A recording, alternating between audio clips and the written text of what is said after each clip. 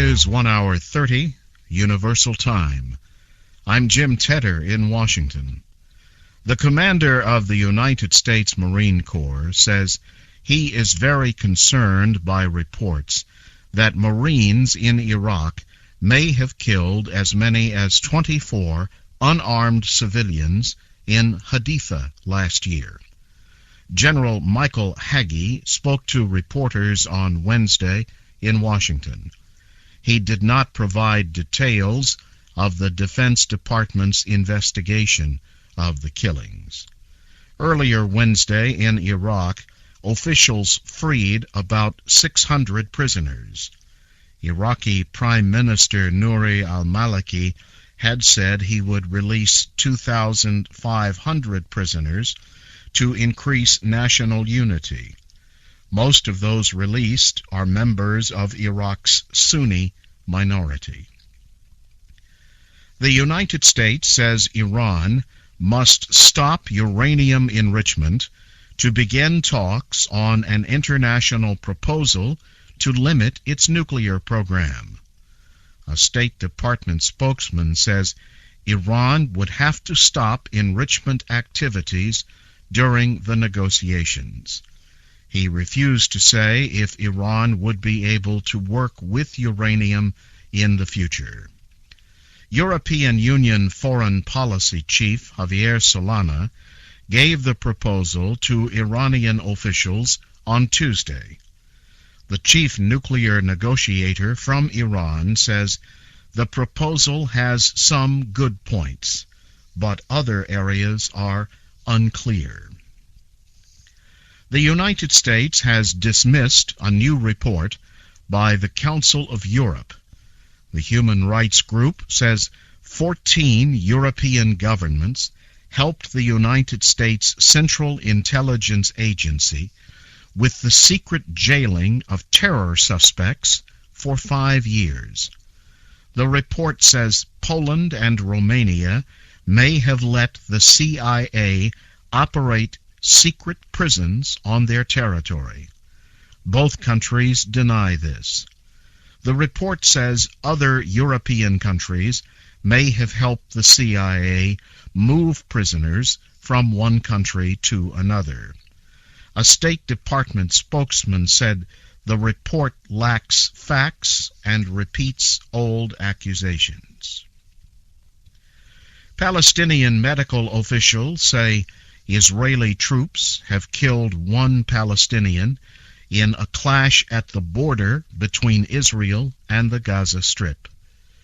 The Israeli army says its soldiers fired at 3 unidentified people as they moved close to a border fence. Israeli Prime Minister Ehud Olmert is to arrive in Jordan for talks with King Abdullah on Thursday. Israeli officials say Mr. Olmert will try to gain support for a border plan. His plan calls for Israel to set its borders in the West Bank if peace talks with the Palestinians fail. King Abdullah says Jordan's relations with Israel may be harmed if it withdraws from parts of the West Bank. You are listening to the news in VOA Special English. Gunmen in Nigeria have kidnapped 5 South Korean workers from a natural gas center. A group called the Movement for the Emancipation of the Niger Delta has claimed responsibility for the kidnappings. The group says the hostages are safe. The group says its fighters killed at least 5 Nigerian soldiers during the raid. It also said one of its fighters also was killed. The Nigerian group said it wants to exchange the South Korean hostages for a militant leader, Mujahid Dokubu Asari. A Nigerian court has refused to release the leader while he is being tried for treason. The Prime Minister of East Timor has agreed to an investigation into violence in the country over the past month. But Prime Minister Mari Al-Khatiri has refused to resign. He reached the agreement in a meeting with rebel soldiers on Wednesday. The rebels also asked him to resign. United Nations representative Tsukihiro Hasegawa reported the agreement. Another UN diplomat, Ian Martin, has left East Timor. He says he will push for the UN Security Council to approve a UN police force for East Timor.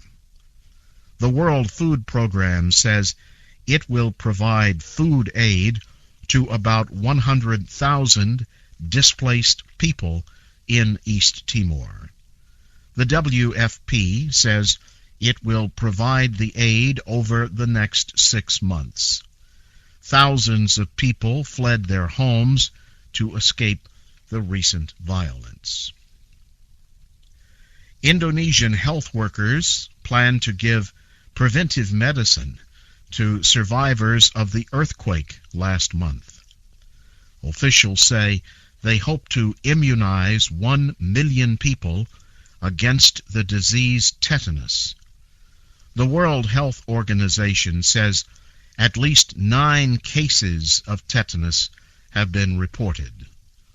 Indonesian officials also plan to immunize more than 130,000 children against the disease measles. The International Federation of Red Cross and Red Crescent Societies has increased appeals for emergency aid for earthquake survivors in Indonesia.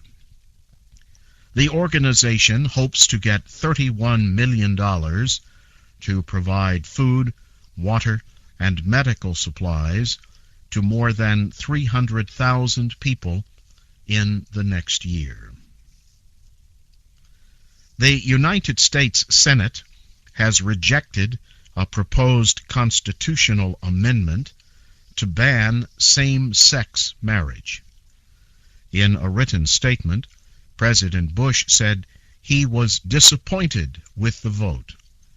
Mr. Bush has called for legislation that officially defines marriage as a relationship between a man and a woman.